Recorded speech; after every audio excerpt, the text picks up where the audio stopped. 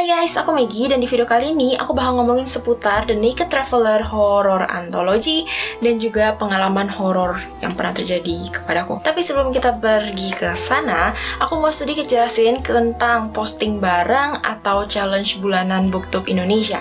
Jadi kalau kalian belum tahu Booktube Indonesia adalah komunitas booktuber Indonesia, obviously, yang base-nya mungkin bisa dibilang di Instagram. Dan kalau kalian belum follow Instagram Booktube Indonesia, kalian bisa follow sekarang juga.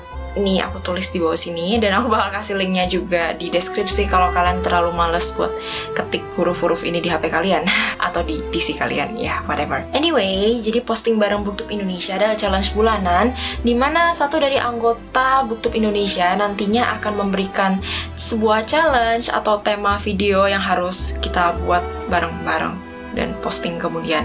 Maafkan aku kalau penjelasan aku sedikit sucks. Maaf, sumpah maaf. Aku bingung harus jelasin lebih baiknya gimana. So anyway, satu orang itu akan membeli sebuah tema. Dan ya, tema bulan Agustus adalah penulis non-fiksi wanita. Dan karena aku nggak punya banyak buku non-fiksi, satu-satunya yang aku punya itu cuma ini doang, The Naked Traveler. The Naked Traveler. The Naked Traveler. Come on. The Naked Traveler. The Naked Traveler Horror Anthology. The Naked Traveler Horror Anthology, ya, yang ditulis oleh Trinity, penulis wanita kan. Jadi aku mau review seputar ini. Walaupun aku tahu ini sebenarnya ada curang karena penulisnya tuh banyak banget dan ada prianya juga, tapi Trinity nama utamanya wanita kan. So anyway, aku udah selesai baca buku ini dan di sini tuh sebenarnya ada berapa banyak cerita nih? Ada berapa cerita pendek? Oh, ada 11 cerita pendek yang katanya berdasarkan pengalaman nyata dari para penulisnya. Wow. Jadi cerita pertama ada Oh No Nagano yang ditulis oleh Mbak Trinity sendiri. Lalu ada Nenek Misterius di Edinburgh yang ditulis oleh Valian Fabio. Ada Ternyata Bandaneira dari Murni dan Vira atau Indohoy. Lalu ada Dikerjai di Bali karya Jenny Yusuf. Dan Lantai 10 masih karya Jenny Yusuf. Dan Tok Tok Tok karya Cipu. Gedebuk karya Ari. Wajah Terselubung di Bukit Lawang karya Susan Posket. Staff House Horror karya Rini Raharyanti. Bermalam Jumat di Balai Desa Little Batavia karya Rocky Marta Kusuma. Dan terakhir Dibayangi Ritual Tatung karya Yovita Liwanuru. Jadi untuk 11 cerita ini, cerita favoritku adalah Dikerjai di Bali karya Jenny Yusuf, simply because ceritanya menurut aku paling balance antara mungkin terjadinya dengan seramnya. Jadi ceritanya tuh nggak benar-benar memunculkan hantu, hanya semacam kayak ya gitu deh, pokoknya nggak benar-benar ada hantunya, cuma ada tanda tanyanya doang. Dan menurut aku itu malah cukup bagus sih, kelihatan bener-bener real, kayak real experience.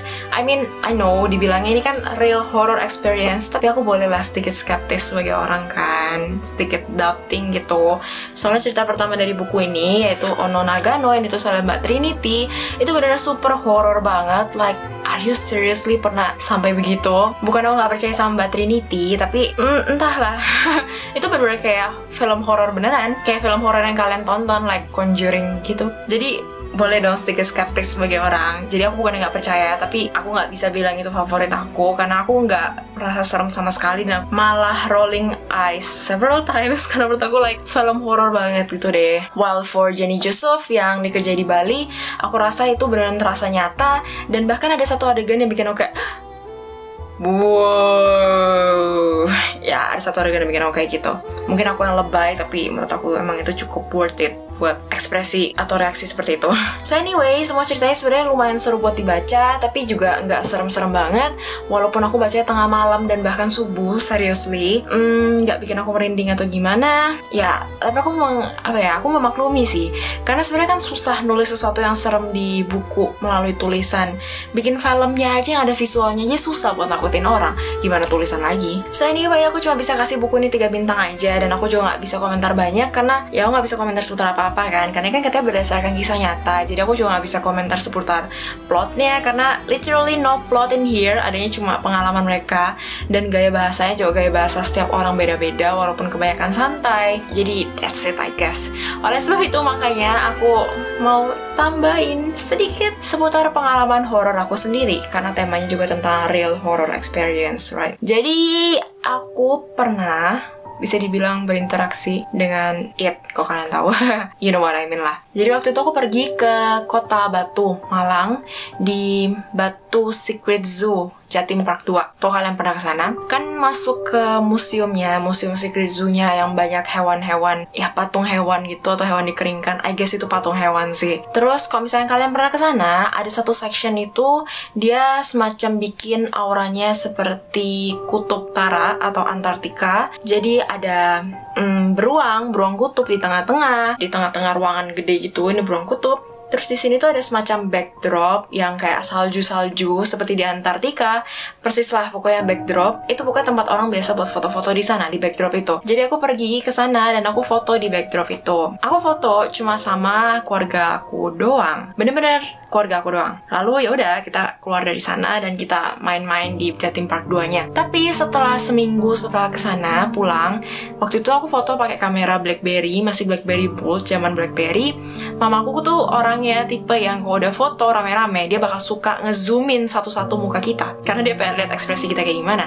Dan yang bikin shock adalah waktu mamaku ngezoom foto aku, saudara aku, tiba-tiba ada muka orang lain di samping saudaraku. Ya, jadi aku ingat banget itu posisi fotonya tuh kayak ini saudaraku lagi berdiri, sementara yang lain jongkok. Di sini dia ada sesuatu.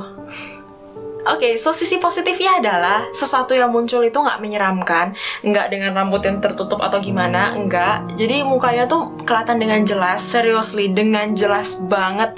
Rada buram dikit, cuma jelas banget. Dan pose dia tuh begini, aku ingat banget, pose dia begini, dan mukanya tuh kayak muka orang Chinese banget, kayak ibu-ibu berambut pendek Chinese banget gitu deh. Posenya begini. Sambil rada senyum pula, sumpah. Iya, jadi wow, aku nggak bisa jelasin apapun. Itu literally aku nggak tahu gimana ada di sana dan gimana itu bisa muncul di sebuah foto yang hanya menggunakan kamera BlackBerry. Maksud aku, come on guys, maksudnya biasa para ghost hunters or so-called ghost hunters, mereka bahkan pakai kamera flare lah, kamera-kamera aneh gitu untuk merekam semua aktivitas paranormal, dan mereka bahkan nggak bisa mendapatkan satu foto solid, but here, with only a BlackBerry Bold kamera. Jadi mungkin kalian para ghost hunters harus ganti pakai kamera BlackBerry Bold. So anyway, it was kinda terrifying. Maksudnya, aku nggak pernah sekalipun dalam hidup aku mengalami pengalaman seperti itu, yang senyata itu, yang bener-bener ada buktinya. Aku pengen banget masukin fotonya ke videoku ini, tapi aku nggak tahu apa mama aku masih ada fotonya atau enggak. Aku rasa udah nggak ada karena dia udah ganti HP juga, so nggak bisa tunjukin kalian buktinya, but it's legit real, legit. So, sebenarnya I still got several encounters dengan paranormal tinggi. Tapi aku nggak mau ngomongin terlalu panjang daripada videonya terlalu panjang juga dan udah sedikit melenceng dari tema posting bareng BookTube Indonesia. Tapi kalau misalnya kalian enjoy video ini, please give a like. Don't forget to comment, share this video, and also subscribe to my channel. See you in my next video. See you. Happy reading. Bye. Oh wait, apa kalian pernah mengalami pengalaman menyeramkan? Please komen di bawah kalau kalian ada. Bye!